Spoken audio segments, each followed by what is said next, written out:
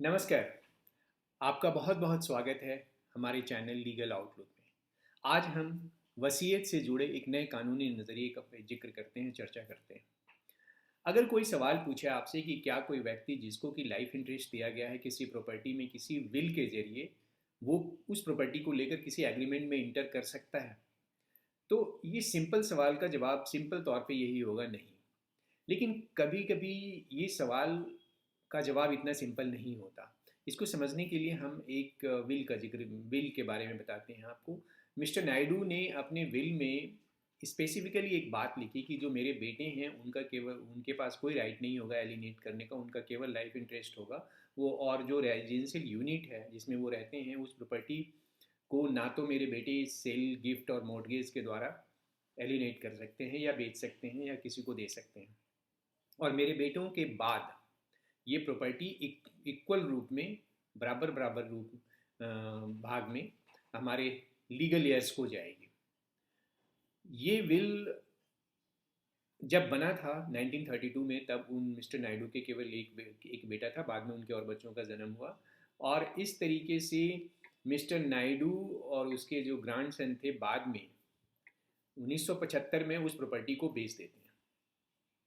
बाद और इसके बेचने के बाद उनकी पोतियाँ, मिस्टर नायडू की जो पोतियाँ होती हैं, ग्रैंड डॉटर्स होती हैं, वो एक मुकदमा फाइल करती है, suit for cancellation of sale deed, जिस सेल डीड के ज़रिए वो प्रॉपर्टी बेचा हुआ है वो खरीदार पे भी, और वो खरीदार भी आगे बेच देता है, तो वो सबको पार्टी बनाती है, अपने फादर को भी पार्टी बनाती है।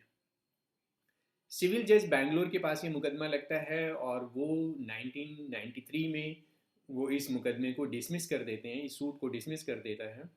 और उन इस ग्राउंड पे कि ये सूट जो है वो लिमिटेशन से बाहर है, लिमिटेशन से बार्ड है। और दूसरा ये कि जो एक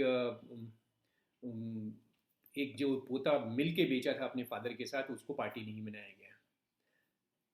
अपील में हाई कोर्ट में जाते हैं वो उनकी डॉटर्स, जो ग्रैंड डॉटर्स हैं मिस्टर नायडू की, वो हाई कोर्ट जाती हैं। और हाई कोर्ट जो 1975 का सेल डीड है जो बाप बेटे ने मिलके किया था, उसको सेटिसाइड कर देते हैं।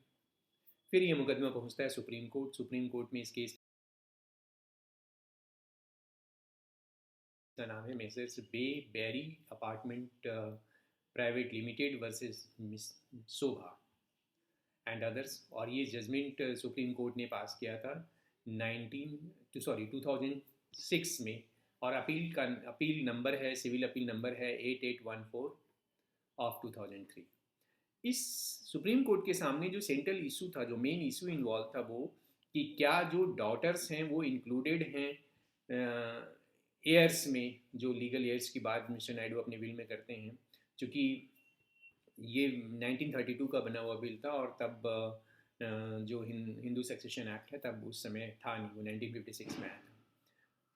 दूसरा दूसरा क्वेश्चन जो सुप्रीम कोर्ट के पास था कि क्या कोई पर्सन जिसका लाइफ इंटरेस्ट है वो इंटर कर सकता है इस एग्रीमेंट में, जिस प्रॉपर्टी से रिलेटेड एग्रीमेंट में, जैसे उन बाप बेटों ने किया। ये डिवीजन बेंच का जजमेंट है सुप्रीम कोर्ट का, उसमें जस्टिस एस बी सिन्हा और जस्टिस दलील भंडारी थे। और ये जजमेंट लिखा हुआ है जस्टिस एस बी सिन्हा के द्वारा। पर्टिकुलरली एक बात जो यहाँ याद रखने लायक है कि 1956 में हिंदू सक्सेशन एक्ट आया, और लेकिन उस समय इंडियन सक्सेशन एक्ट 1925 था। तो जो एक्सप्रेशन है इसको इंडियन सक्सेशन एक्ट के बैकग्राउंड में भी देखना है। इस केस में मिस्टर यू ललित थे, जो सीनियर काउंसिल थे, वो परचेजर्स की तरफ से जिन्होंने चैलेंज किया था हाई कोर्ट के ऑर्डर को सुप्रीम कोर्ट में, उसकी तरफ से आर्ग्यू कर रहे थे। उन्होंने सबसे पहली बात जो कही कि ये पुत्र पौत्र परंपरा उस समय जो फॉलो होता था उसके तहत ये बिल बनाया गया था। और वहाँ जो लीगल एयर्स का मतलब है केवल मेल चाइल्ड और उसके डिसेंडेंट। और इस तरीके से जो फादर सन ने मिल के जो सेल किया वो उसके लिए वो इंटाइटल्ड थे। और हमें विल को जब भी इंटरप्रेट करना है तो पूरे इंटायरिटी में करना है। और उसमें स्पेसिफिकली टेस्टिटर ने एक जगह में मेंशन किया था कि पुत्र पौत्र परंपरा के तहत बना रहा है विल, लेकिन उसके दूसरे हिस्से में बहुत ही क्लियर तौर पे उन्होंने और बच्चों को भी इंक्लूड किया था। उन्होंने ये कहा कि सिस्टर्स ने अपने भाई को जो बेचा था और उसके फादर और भाई ने मिलकर बेचा था, तो भाई को पार्टी नहीं बनाया है और केवल फादर को पार्टी बनाया है, इसलिए ये सूट गलत था और ये ट्रायल कोर्ट ने सही इसको कंक्लूड किया था। तो यहाँ पे जो क्वेश्चन है कि क्या ग्राउंड डाटर्स जो मिस्टर नायडू की थी वो लीगल ईयर बन गए, फादर लीगल ईयर थे अपने फादर का हिंदू सक्सेशन एक्ट के द्वारा, क्योंकि 1998 में सूट फाइल हुआ है और उसके फादर की डेथ भी 1998 में होती है, तो हिंदू सक्सेशन एक्ट की तरफ फादर की डेथ के बाद सक्सेशन ओपन होता है। और जो 1975 में जो डॉक्यूमेंट्स बना था, उस समय बाप और बेटे के पास कोई अथॉरिटी नहीं थी उसको सेल डीड बनाने का और या बेचने का, क्योंकि जो सक्सेशन ओपन हुआ जिसमें डॉटर्स भी आ गई, मिस्टर नायडू की ग्रैंड डॉटर्स और उनके बेटे की डॉटर्स जो आ गई, वो 1975 में नहीं आई थी, क्योंकि उनके फादर जिंदा थे। तो सक्सेशन ओपन ही होता है वो 1998 में, तो लिमिटेशन के अंदर ये सूट फाइल हुआ था, रेदर फादर की डेथ ड्यूरिंग पेंडेंसी ऑफ ये सूट हुई थी। तो यहाँ पे जो मिस्टर नायडू ने जो वर्ड यूज़ किया था, एयर्स यूज़ किया था, उत्तराधिकारी यूज़ किया था, और दूसरा जो अपने बेटों के लिए और अपनी डॉटर्स और बेटों की पत्नी के लिए उन्होंने चिल्ड्रन वर्ड यूज़ किया था। तो उनका इंटेंशन ये था कि इससे जितने भी लीगल ईयर्स बनते हैं सभी को इंक्लूड करना था। तो सुप्रीम कोर्ट ने ये कहा कि legal years included all those persons, सभी को इंक्लूड किया जो प्रॉपर्टी के जिन पे जो इनहेरिट कर सकते हैं। सुप्रीम कोर्ट ने यहाँ पे अपने ही एक जजमेंट 1951 के जजमेंट का जिक्र किया, अंगुर बाला मलिक वर्सेस देवव्रता मलिक का, जो 1951 की जजमेंट है, और उसमें ये कहा कि लीगल ईयर्स जो जो वर्ड है वो जो भी किसी प्रॉपर्टी को के लिए इंटाइटल है इनहेरिटेंस के द्वारा, वो सब सब सब इंक्लूडेड होते हैं उसमें। जैसे कि कहा गया कि पहले विडो इंटाइटल नहीं थी प्रॉपर्टी को इनहेरिट करने का, लेकिन जब हिंदू सक्सेशन एक्ट आ गया तो उसमें पर्टिकुलरली सेक्शन 4 में स्पेसिफिकली ये कहा गया कि जो भी इंटरप्रिटेशन पहले था उसको इस एक्ट आने के बाद इस एक्ट का ओवरराइडिंग इफेक्ट होगा, और जो ये उस और वो प्रिवेल करेगा कोई भी एक्ट उस समय दूसरे एक्ट जो थे उस पर। यहाँ पे हम सेक्शन 6 और सेक्शन 8 को जब हम पढ़ते हैं खास, तो एक दो बातें बड़ी कैटेगरिकली क्लियर होती हैं जिसका सुप्रीम कोर्ट ने इसमें जिक्र भी किया। पहला कि सक्सेशन ओपन होता है जब डेथ हो जाती है उस ऑनर की जिसके फेवर में लाइफ इंटरेस्ट है।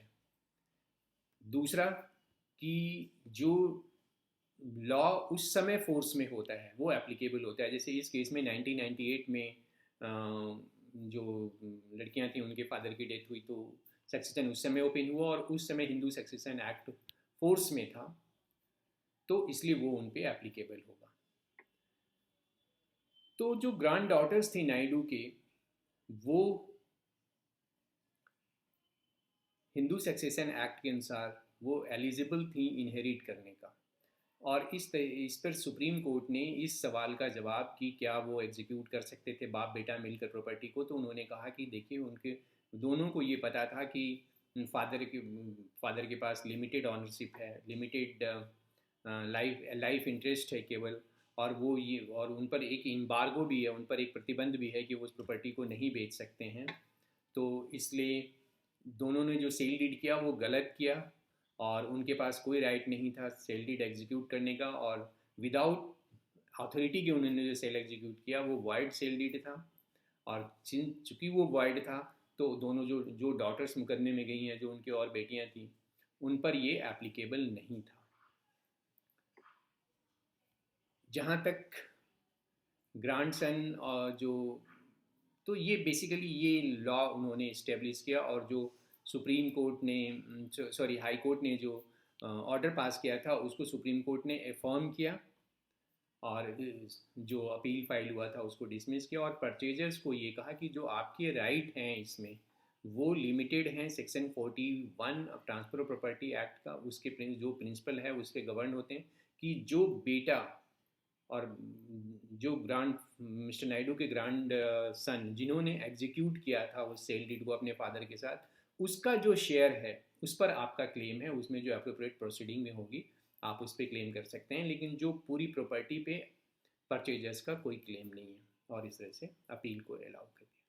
तो जो बातें निकल के आई, जो इम्पॉर्टेंट बातें हैं वो सेक्शन 6 और सेक्शन 8 को अगर हम हिंदू सक्सेशन एक्ट को पढ़ते हैं तो वो ये कि जिस दिन लिमिटेड ऑनरशिप जिसके पास होता है, लाइफ इंटरेस्ट होता है, उसकी डेथ होती है, सक्सेशन उस दिन ओपन होता है, और जो लॉ फोर्स में हुआ है हिंदू सक्सेशन एक्ट वो एप्लीकेबल होगा, और डॉटर्स भी लीगल एयर्स में आती, चूँकि जैसे ही उनके फादर की डेथ हुई तो सेक्शन 8 के ज़रिए, सेक्शन 6 के ज़रिए वो सभी आ गए इसमें। तो जिसका लिमिटेड राइट होता है प्रॉपर्टी में वो एग्जीक्यूट नहीं कर सकता कोई भी सेल डीड या कोई भी document to alienate the property, उसका लिमिटेड राइट ही होता है। होप आपको इस जजमेंट को सुनकर और ये डिस्कशन चर्चा सुनकर आपको वो चीज़ें क्लियर होंगी जो इस जजमेंट के ज़रिए सुप्रीम कोर्ट ने क्लियर करना किया है।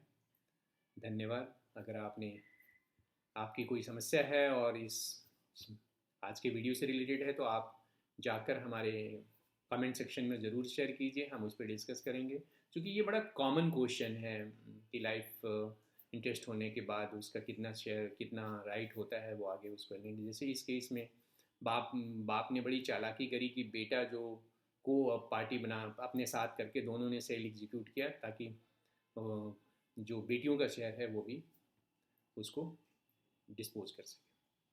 तो ये सिचुएशन ये था आप आज की चर्चा में।